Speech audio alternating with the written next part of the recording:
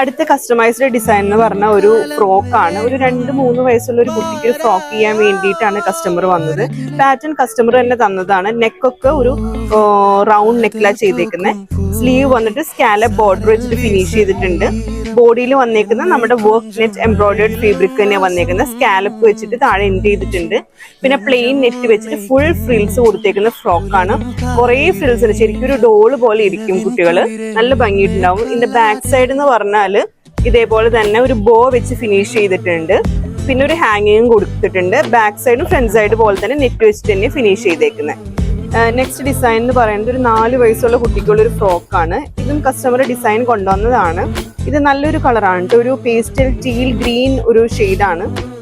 ഇത് നമുക്ക് വരുന്ന ഒരു നെറ്റ് എംബ്രോയിഡേർഡ് ഫാബ്രിക് ആണ്. ഒരു അറൌണ്ട് 500-600 ഒക്കെ റേഞ്ചാണ് വരുന്നത്.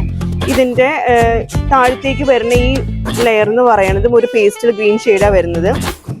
ഈ ഫാബ്രിക് ഒരു സിൽക്കി കൈൻഡ് ഓഫ് ഒരു ജോർജറ്റിൽ വരുന്നതാണ്. ഒരു നെറ്റ് ജോർജറ്റ് എന്ന് വേണമെങ്കിൽ പറയാം. ഒരു ഫ്ലോയി ആയിട്ട് കിടക്കുന്ന ഒരു സിൽക്കി ഫിനിഷ് വരുന്ന ഒരു ഫാബ്രിക് ആണ്.